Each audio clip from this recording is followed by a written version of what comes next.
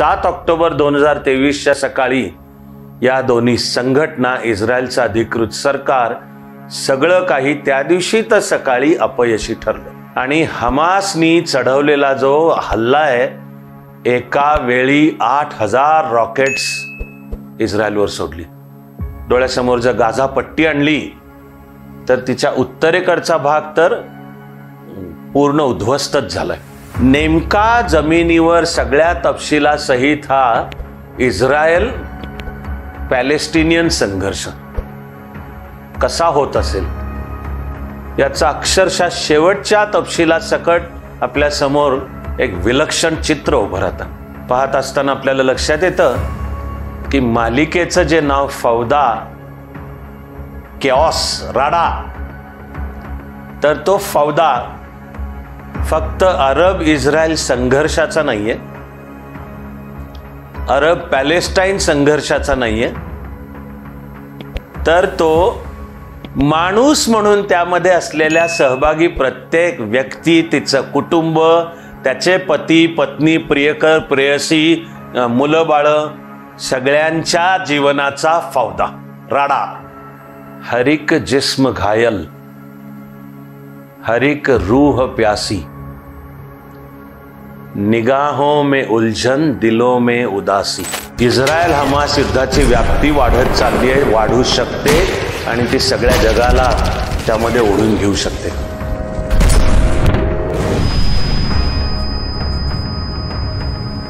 फौदा, the chaos, राडा.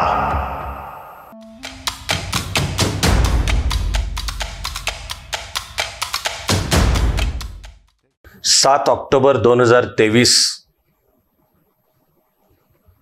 सकाळी सकाळी गाझा पट्टीतून हमास ही संघटना म्हणा किंवा गाझाचे राज्यकर्ते यांनी इस्रायलवर तुफान हल्ला चढवला.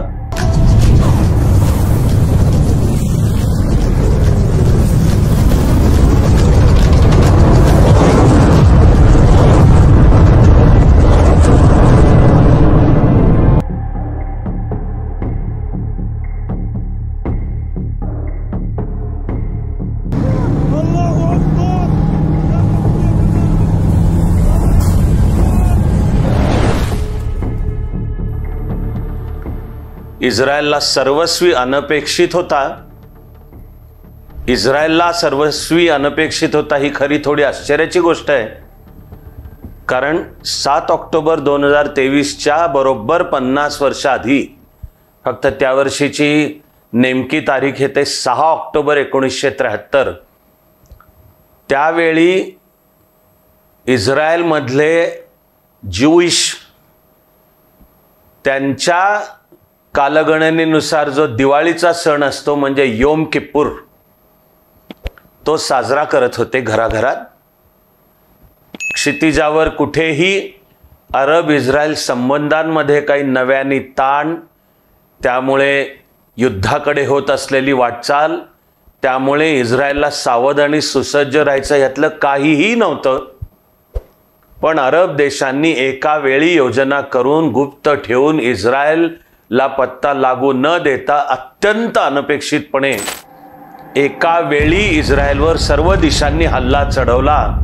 6 ऑक्टोबर 1973 ते झालेलं शेवटचं अरब इस्रायल युद्ध आहे, थेट पूर्ण युद्ध म्हणावं असं. त्याची बरोबर 50 वर्ष पूर्ण होत होती 7 ऑक्टोबर 2023ला. खरं म्हणजे इस्रायल निदान तयार असायला हवं होतं. इस्रायलची जगामध्ये जी संघटना इस्रायलच्या राष्ट्रीय हितसंबंधांचं रक्षण करण्यासाठी काम करते, मोसाद, तिची जगभर ख्याती आहे आणि तशीच अंतर्गत आणि शेजारी देशांचा सगळं गुप्त वार्ता संकलन करून इस्रायलचे राष्ट्रीय हितसंबंध रक्षण करण्यासाठी काम करणारी तितकीच अद्ययावत, तितकीच बुद्धिमान, तितकीच निर्दय आणि प्रभावी इस्रायलची गुप्तहेर संघटना म्हणजे शिन बेट. पण 7 ऑक्टोबर 2023च्या सकाळी या दोन्ही संघटना, इस्रायलचं अधिकृत सरकार, सगळं काही त्या दिवशी तर सकाळी अपयशी ठरलं आणि हमासनी चढवलेला जो हल्ला आहे, एका वेळी 8,000 रॉकेट्स इस्रायलवर सोडली. इस्रायलचं रक्षण करायला आयर्न डोम हे तंत्रज्ञान आहे आणि त्यांनी त्या 8,000 पैकी 97% रॉकेट्स हवेतल्या हवेतच उडवली. पण 8,000च्या 3% जरी इस्रायलवर येऊन धडकली तरी त्याचा अर्थ आहे की इस्रायलमध्ये पण भीषण हानी. आणि त्याच वेळेला जमिनीवरही हमासचे, मी शब्द दहशतवादी वापरतोय, इस्रायलमध्ये घुसले आणि ठिकठिकाणी जे, पुन्हा मी म्हणतोय, निरपराध इस्रायली स्त्री, पुरुष, बालक, कुटुंब, संगीत, नृत्य, आपापला सण, आपापला आनंद साजरा करत होते, त्या पार्ट्यांवर छापे घातले. मारलेल्या इस्रायलींची संख्या 1,400 पेक्षा जास्त आहे. पकडून नेले आणि आता ओलीस ठेवलेत अशा इस्रायलच्या नागरिकांची संख्या सांगितली जाते 256. आजच्या तारखेला बोललं जातं की त्यातल्या 128 जणांची मुक्तता तरी झाली आहे किंवा त्यांचा हिशोब तरी लागलाय. दुर्दैवानी काही जण त्यातले मृत सापडले, पण उरलेले 128 अजूनही हमासच्या ताब्यात आहेत. हमासच्या दहशतवाद्यांनी अत्याचार केले, बलात्कार केले, लहान मुलं, बालक, स्त्रिया कोणालाही सोडलं नाही. आणि मग इस्रायलनी पण प्रतिहल्ला चढवला. ही गोष्ट आता गेले सर्व महिने चालू आहे. त्यामध्ये 35,000 पेक्षा जास्ती पॅलेस्टिनियन नागरिक सुद्धा मारले गेलेत. डोळ्यासमोर जर गाझा पट्टी आणली तर तिच्या उत्तरेकडचा भाग तर पूर्ण उद्ध्वस्तच झालाय. आणि मी तुमच्याशी बोलतोय यावेळी, खरं म्हणजे तुम्ही ऐकेपर्यंत तर त्याही परिस्थितीत फरक पडलेला असू शकेल. तो म्हणजे त्या गाझा पट्टीच्या दक्षिणेला जे शेवटचं गाव आहे राफा, ते इस्रायलच्या सैन्याने सर्व बाजूंनी वेढलंय. जागतिक राजकारणाचे रंग सुद्धा त्यामध्ये येत चाललेत. इराणचा सहभाग, त्यातून आता झालेली इराणच्या राष्ट्राध्यक्षाचा अपघाती का काय असेल तो मृत्यू, पण त्यातलं येत्या काही दिवसामध्ये आणखी काही बाहेर आलं तर मला आश्चर्य वाटणार नाहीये. इस्रायल हमास युद्धाची व्याप्ती वाढत चालली आहे, वाढू शकते आणि ती सगळ्या जगाला त्यामध्ये ओढून घेऊ शकते. अशा या काळामध्ये तसा एकीकडे वेळात वेळ काढून म्हणा किंवा थोडा काम सांभाळून क्रमाक्रमाने जसजसा वेळ होत गेला तसतशी मीही फौदा ही मालिका पाहून पूर्ण केली.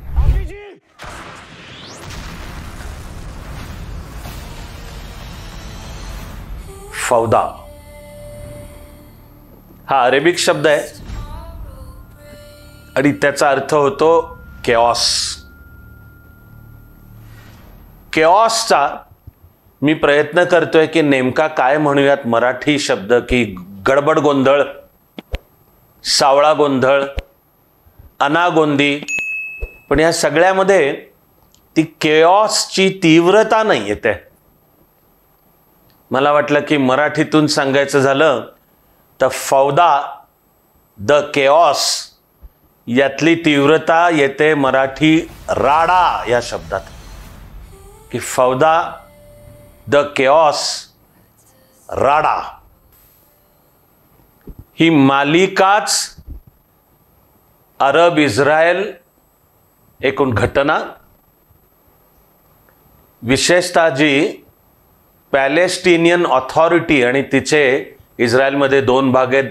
जॉर्डन नदीच्या पश्चिमेकडच्या किनारपट्टीला नाव दिलं जातं वेस्ट बँक आणि साऊथ वेस्ट मेडिटेरेनियन समुद्राला लागून जिथे आत्ता सगळी लढाई आणि युद्धक्षेत्र आहे ती गाझा पट्टी मिळून पॅलेस्टिनियन ऑथॉरिटी होते. तर या फौदा ही जी मालिका आहे ही संपूर्णपणे सत्यकथेवर आधारित आहे. इस्रायल डिफेन्स फोर्स म्हणजे इस्रायलचं सैन्य, यामधल्या 2 अधिकाऱ्यांनी त्यांचे सर्व अनुभव मांडले एकत्र आणि त्यातून ही कमालीची अफलातून मालिका उभी राहिली आहे. मालिकेच्या प्रारंभी आणि मध्यवर्ती डोरॉन हे नाव घेणारा एक इस्रायलच्या सुरक्षा व्यवस्थेतला गुप्तहेर आहे. खरं म्हणजे तो निवृत्त झालाय आणि आता तरी उरलेलं आयुष्य आपली पत्नी, आपली मुलं बाळं ह्यांच्याबरोबर एक प्रकारच्या आनंदाने झाडं, फळझाडं, फुलझाडं लावत त्यांची जोपासना करत आपण व्यतीत करूयात अशा अपेक्षेने आत्ता कुठे तो त्याच्या त्या गुप्तहेर असण्याच्या रुथलेस निर्दय कामातून मुक्त होऊन एक माणूस म्हणून जगायचा प्रयत्न करतोय. पण इस्रायलच्या गुप्तहेर संघटनांना निश्चित पत्ता लागतो की अंडर कव्हर म्हणून वावरताना या डोरॉननी ज्या दहशतवाद्याला मारलाय आणि पार तो मेला म्हणून त्याची प्रचंड मोठी अंत्ययात्राही निघाली होती, पण इस्रायली गुप्तवार्ता टीमला बातमी निश्चित मिळते की तो प्रत्यक्षात मेला नाहीये. तो मेल्याचं या पॅलेस्टिनियन संघटनांनी सुद्धा नाटकच केलं होतं गुप्त ठेवायला. त्यांना बातमी मिळते की तो प्रत्यक्षात मेलेला नाही, उलट त्याच्या घरातलं एक लग्न आहे आणि त्या लग्नात तो छुपेपणाने येणार आहे. आता इस्रायली गुप्त संघटना योजना करते त्या लग्नात त्याला उडवायचं आहे. पण नेमका टिपून त्यालाच उडवायचा असेल तर ज्यांनी त्याला प्रत्यक्ष पाहिलंय म्हणजे ओळखू शकेल की हा तोच आहे, असा पाहिजे तो डोरॉन आहे. म्हणून निवृत्त झालेल्या डोरॉनकडे पुन्हा त्याचं जे गुप्त युनिट आहे दहशतवाद विरोधी काम करणारं, त्याचे अधिकारी येतात, त्याला विनंती आग्रह करतात. पहिल्यांदा तो नाही म्हणतो, त्याच्या पत्नीचा सुद्धा विरोध आहे की तू केलंस, तुझं काम करून झालेलं आहे, आता जरा आपण सुखाने जगूयात. पण त्या डोरॉनच्या डोक्यामध्ये घोळत राहतं की ज्याला मी मारला आणि ज्या भरोशावरती बातमी प्रत्यक्षामध्ये तो मेलेला नाहीये, डोरॉनला वाटत राहतं हे माझं अपुरं काम आहे. म्हणून तो काहीसा आपल्या पत्नीलाही आग्रह करतो, मुलांनाही समजावून सांगतो की एवढं एक शेवटचं काम मला करू द्या. ते काम करायला तो निघतो आणि तिथून पुढचं जे सर्व आहे ते मी तुम्हाही सर्वांना म्हणणार आहे की पहा ती मूळची मालिका, त्यामधली कथानकाची विलक्षण गुंतागुंत आणि एक मालिका म्हणून अप्रतिम दिग्दर्शन, अभिनयाच्या सर्व पात्रांची टीमचे जे टीमवर्क आणि अभिनय आहे अप्रतिम. कथा गोष्ट दिग्दर्शक ज्या तऱ्हेने आपल्याला सांगतो अप्रतिम. आणि नेमका जमिनीवर सगळ्या तपशिलासहित हा इस्रायल पॅलेस्टिनियन संघर्ष कसा होत असेल याचा अक्षरशः शेवटच्या तपशिलासकट आपल्या समोर एक विलक्षण चित्र उभं राहतं. फौदा मालिकेतल्या घटना मुख्यतः घडतायत वेस्ट बँकमध्ये. 4थ्या सीझनला येईपर्यंत आत्तापर्यंत 4 सीझन झालेत. प्रत्येक सीझनमध्ये 12 एपिसोड आहेत, साधारण 45 मिनिटाचे, पण अजून 5वा येणार आहे. पण या 4 पैकी पहिले 3 सीझन वेस्ट बँकमध्ये घडतायत.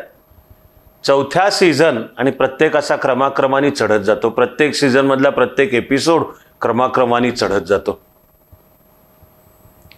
4थ्या सीझनमध्ये कहाणी वेस्ट बँकमधनं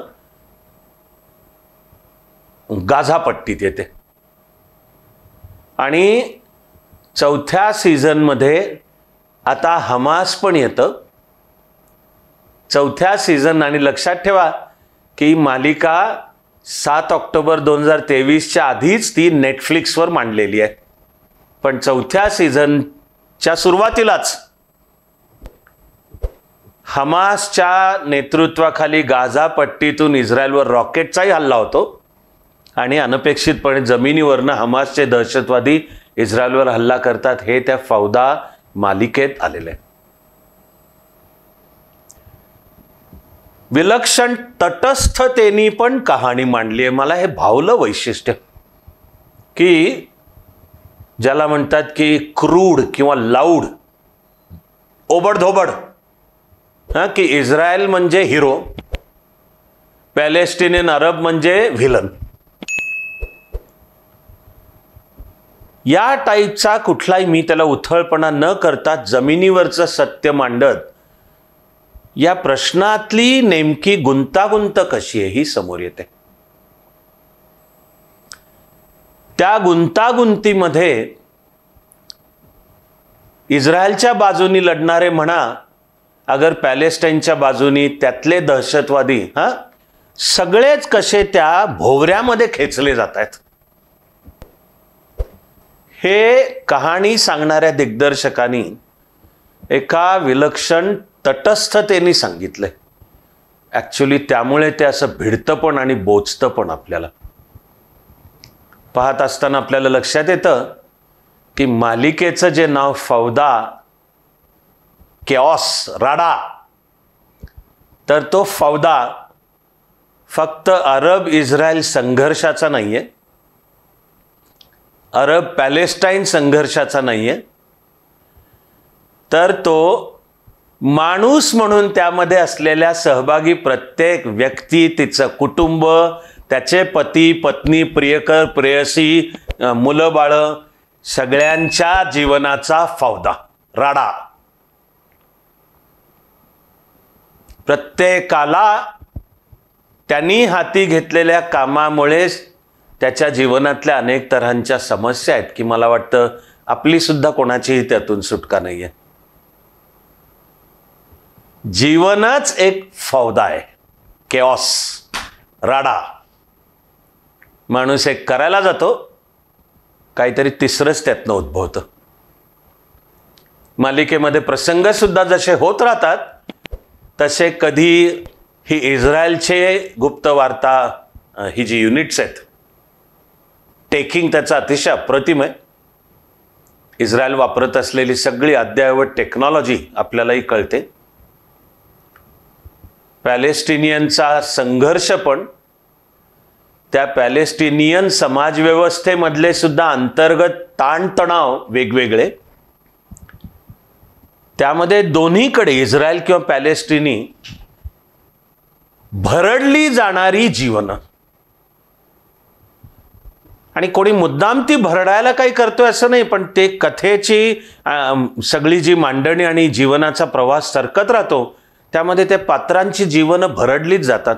काही वेळा दोन्ही बाजूनी म्हणतो, इस्रायल किंवा पॅलेस्टाईन, काही संबंधितांचं इच्छा असो किंवा नसो, किंवा जे घडतंय त्यामध्ये त्यांचा काही वाटा असो किंवा नसो, ते त्यामध्ये ओढले जातात आणि अनेकांची त्यामध्ये जीवनं होरपळ होतीये, उद्ध्वस्त होत आहेत, स्वप्न विस्कटली जात आहेत आणि प्रत्येकाचं जीवन एक प्रकारच्या अपरिहार्यतेमध्ये खेचलं जाऊन त्याला त्याच्या जाणीवेच्या पातळीला जे जीवन जगायचंय आणि गंतव्य त्यापेक्षा काहीतरी तिसरंच घडतंय, फौदा, द केऑस.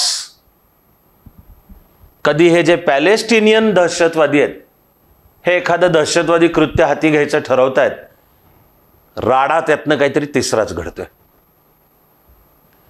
कधी त्यांना आवरायला म्हणा किंवा त्यांची दहशतवादी कृत्य आधी रोखायला किंवा माहिती असलेल्या दहशतवाद्यांना उडवायला इस्रायली आणि अधिकृत जी PA म्हणजे पॅलेस्टिनियन ऑथॉरिटी, हे काही ऑपरेशन हाती घेत आहेत आणि त्या ऑपरेशनची एक शिस्त आणि घटनाक्रम त्यांच्या मनात ठरलाय, पण जमिनीवर प्रत्यक्ष ते ऑपरेशन चालू झालं की काहीतरी त्यातनं घडतंय तिसरंच, त्यातनं बाहेर पडतंय चौथंच, फौदा, राडा.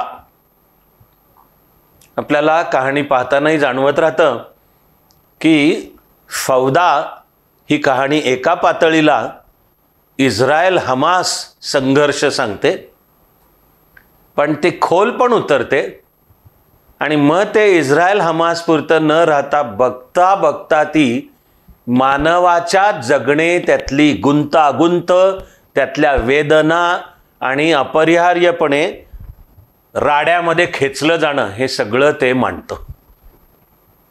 मला कहाणीच्या मांडणीतली तटस्थता अतिशय हृदयस्पर्शी वाटली. पाहताना मला वाटलं की अरे फौदा, द केऑस, जणू जीवन ह्या प्रक्रियेचाच आहे. हिंदी किंवा उर्दू मधला एक माझा अत्यंत लाडका कवी आहे साहिर लुधियानवी, आणि असा लाडका दिग्दर्शक आहे गुरुदत्त. गुरुदत्तेचे 3 चित्रपट, पुन्हा कधीतरी तुमच्याशी मी त्यावर बोलीन, पण ते मानवाच्या चित्रपटाच्या इतिहासातले सार्वकालिक श्रेष्ठ म्हणावेत असे आहेत. प्यासा, कागज के फूल आणि साहब बीवी और गुलाम. यापैकी प्यासा चित्रपटामध्ये गाणं आहे, कवी हा माझा लाडका साहिर लुधियानवी. गाण्याचा मुखडा आहे, ये दुनिया अगर मिल भी जाए तो क्या है. की माणूस आपल्या जीवनामध्ये काहीतरी हवंय म्हणून छाती फुटेपर्यंत धावत असतो, आणि ये दुनिया मिल भी जाए तो क्या है, की अरे तुला जे वाटतंय हे अमुक हवंय, काय विशेष लागून गेले, काय मिळणार आहे तुला त्यातून. गाण्याचा मुखडा साहिरने लिहिलेल्या कवितेचा, की जे मोहम्मद रफीने गायलंय, हॉन्टिंग, हुरहुर लावणारं आणि जीवनाच्या अर्थामध्ये खोल उतरणारं, आपल्याला खोल घेऊन जाणारं गाणं. त्याच्या एका कडव्यातली ओळ आहे, हर एक जिस्म घायल, हर एक रूह प्यासी, निगाहों में उलझन, दिलों में उदासी. हे मानवाच्या माणूसपणाचंच वर्णन आहे, प्रत्येकाचं आहे, कमी अधिक प्रमाणात बहुधा तुमचं माझं सुद्धा आहे. आणि फौदाच्या 4 सीझनच्या प्रत्येकी 12 एपिसोडमध्ये इस्रायल हमास आणि पॅलेस्टाईन कहाणी मांडताना सुद्धा माणूस म्हणून प्रत्येकाच्या जीवनाचा फौदा, हर एक जिस्म घायल, बघावा तो प्रत्येक देह जखमी आहे. हर एक रूह प्यासी, प्रत्येक आत्मा अस्वस्थ, भुकेली, तहानलेली आणि तडफडणारा आत्मा, की त्या आत्म्याला चित्त शांती नाही. हर एक जिस्म घायल, हर एक रूह प्यासी, निगाहों में उलझन, की नजरेमध्ये मुळी प्रश्नच भरलेले आहेत, की जीवन जगताना उत्तर सापडता सापडत नाहीत. उत्तर सापडलं वाटेपर्यंत त्यातनं नवे वेगळेच 50 प्रश्न निर्माण होतात, आणि त्यांच्या उत्तरांच्या शोधामध्ये काय, निगाहों में उलझन, दिलों में उदासी, की एक जीवन जगतानाचीच भरून राहिलेली एक प्रकारची उदासी. फौदा ही मालिका आपल्या समोर सगळा हा इस्रायल पॅलेस्टाईन संघर्ष सत्यकथेच्या पायावर सांगत असताना सुद्धा हे जीवनाच्या आकलनामध्ये आपल्याला खोल खोल खोल घेऊन जातं. आणि मग हे जगणे नावाचीच प्रक्रिया जरी फौदा, द केऑस, राडा असली तरी आपलं प्रत्येकाचं काम आहे, उठायचं आहे आणि आपलं कर्तव्य करायचं आहे. मला सगळं मिळून फौदा मालिकेमध्ये कलाकृती म्हणून सुद्धा असामान्य पाहताना जाणवत राहिलं, की त्या जीवनाच्या गुंतागुंतीला, अनपेक्षिततेला सुद्धा एका तटस्थपणे सामोरं जायचंय, तर उठायचं आणि आपलं कर्तव्य करायचं. यातच उत्तर आहे. सर्वांना सर्व काळ सर्व शुभेच्छा.